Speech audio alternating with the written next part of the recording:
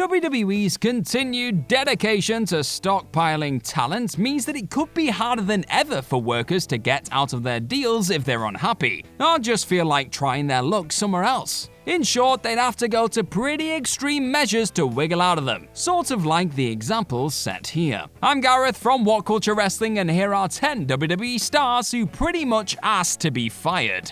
Number 10. Austin Aries. Austin Aries' WWE run was a classic case of wrong time, wrong company. When news broke that the 205 Live man had been released in July 2017, some reason that Austin must have simply asked for his contract to be terminated. Dave Meltzer's Wrestling Observer soon jumped on the case, however, revealing that Aries was far from popular behind the scenes in WWE amongst management, and that he didn't actually ask to be let go. Both parties were happy with the result though, let's make that clear. Aries hadn't exactly been thrilled with his lot in the promotion, and WWE seemed to view the former TNA and Ring of Honor standout as the kind of worker who was just lucky to be there. It was a toxic situation, and one that was probably never gonna work.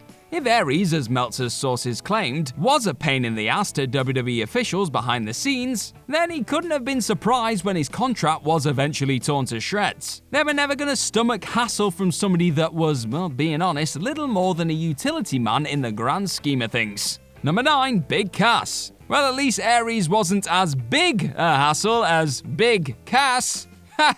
Man, you can keep that one. By his own admission, ENZO Amore's old running buddy was a bit immature during his stint in WWE, but he was struggling with depression and used alcohol to try and cope. Obviously, that was never going to work long term, especially as his employers saw him as a problem to solve rather than a struggling human to help. Since being released in June 2018, Cass has admitted that WWE were right to let him go, and he doesn't harbor any ill will towards the company for doing so. He was crippled with anxiety and definitely didn't help himself by ignoring Vince McMahon-led booking directives, a la that mini Daniel Bryan skit, or just acting like a jerk on the road. Things came to a head when WWE decided that Cass's behavior was too much, and terminated his deal 48 hours after a Money in the Bank 2018 loss to Daniel Bryan. Cass, who once seemed to have the entire world at his feet, ended up causing his own downfall. At least he looks like he's been putting in the hard graft during lockdown though, because look at that beef! Number 8. Robbie McAllister.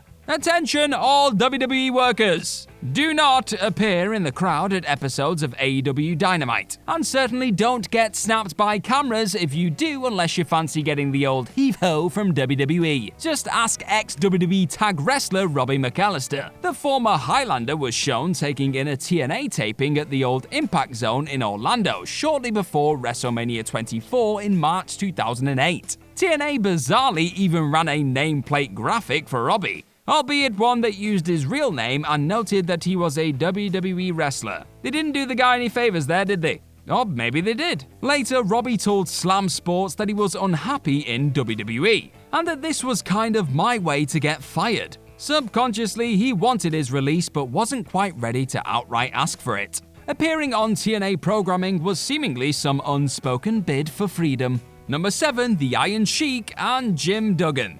Wrestling has changed, but you likely already knew that. Nowadays, heels and babyfaces ride together all the damn time and nobody gives a toss. Why would they? These are men and women playing fictional parts in a worked business. Things were a little bit different back in the late 1980s though, even amidst the WWF's national expansion and cartoonish rebrand of wrestling's old traditions. So Vince McMahon had to make an example of somebody when the Iron Sheik and Jim Duggan were arrested in May 1987 on a DUI charge and for being off their faces on cocaine and marijuana respectively. Worse, both men were feuding with one another on television when police pulled them over, and that was simply unacceptable. Sheik was released and never recaptured his former glories when he did return, and Duggan was briefly punished before plodding on like nothing had happened. A few years later, nobody gave a crap about two wrestlers traveling together on the road, but the specific drug charges probably did nothing for the WWF's family-friendly image.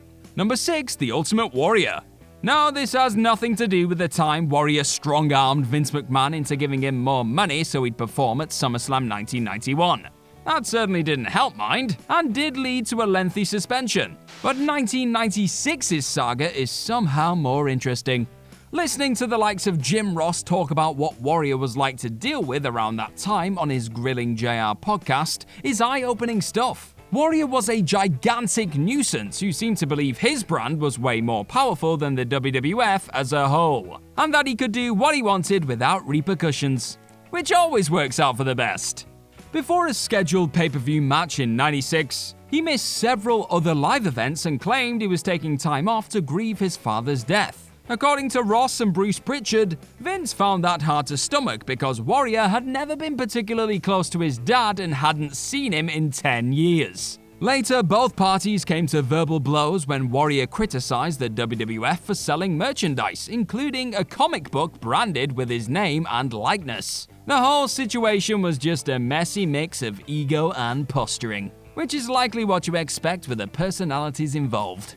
Number 5. ENZO AMORE. As a loose follow-up to the ROBBIE McALLISTER entry, all WWE talent should also take note of the following. Do tell the company if anything happens in your personal life that you think might sound worse as second or third-hand information. Just ask ex-cruiserweight champion and pint-sized motormouth ENZO AMORE all about that. His story is more colourful than those outfits. Amore neglected to tell WWE about an ongoing sexual harassment and assault case against him that began in October 2017. 3 months later, when the company found out, they immediately went into defense mode, cited a zero-tolerance policy against such matters, and suspended Enzo's contract before terminating it completely 24 hours later. Enzo denied the allegations and claimed he didn't know about the investigation until it was made public knowledge. But that wasn't good enough for WWE. They were rightly annoyed that Amore hadn't clued them in on something so serious that would no doubt damage the organization's public image. And his WWE career was no more. Number 4. Buff Bagwell. On the surface, Buff Bagwell should have no doubt been a success in the company when they acquired contracts from the shell of WCW.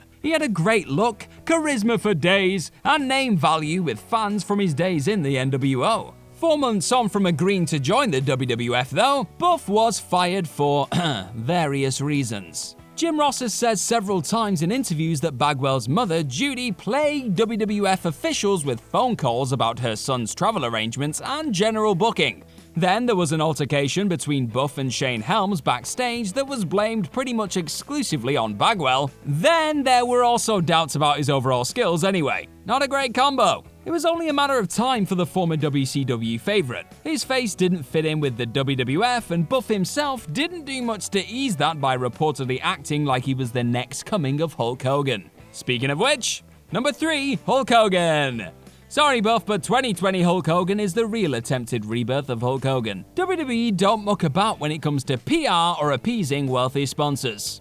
In today's PC-driven world, anything that might soil the corporate sheen is swiftly dealt with. That's why Hogan was deleted from company history for a while after news of racist remarks he made filtered into the public domain. On the 24th of July 2015, WWE ripped up Hogan's ambassador-style contract and distanced themselves from everything to do with his likeness, history, or career. In the summer of 2015, Hogan's name was mud and WWE wanted nothing to do with him. Hulk had to know this was coming when the company learned what had happened years earlier. As soon as WWE were made aware of the incriminating evidence, they were always going to act decisively and without thought for how many magical moments Hogan had etched into the history books. But here we are in 2021, and Hogan is hosting Mania 37 alongside Titus O'Neil. You just couldn't write this stuff.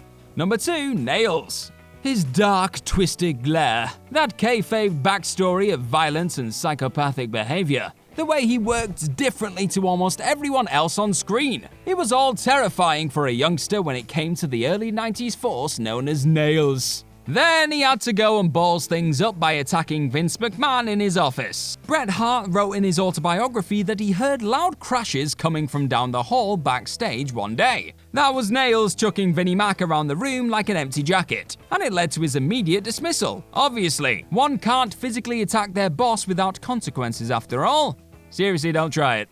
In a wrongful termination case, Nails alleged that McMahon had sexually assaulted him and stiffed him on payoffs. Vince and the WWF denied each and every charge, however, and the suits were eventually dropped. There was no going back for the orange jumpsuit-wearing nightmare after he laid hands on the WWF's leader, especially once he testified against the company during the subsequent steroid trial. Number 1. Xavier Woods. Xavier Woods is 100% unique because he literally did suggest being fired by WWE. I know, madness. On New Day's Feel the Power podcast, Woods told the world that he marched into Vince McMahon's office one day dressed as Nails and okay, no, he didn't do that. Instead, Xavier strutted into the boss man's realm and asked for change. He was worried that the group's initial babyface presentation was going nowhere and would sink his chances of becoming a WWE success. McMahon wouldn't hear it though. He didn't think that Kofi Kingston could be taken seriously as a heel, and he wasn't going to let some underneath guy who was third-wheeling the faction anyway tell him any different.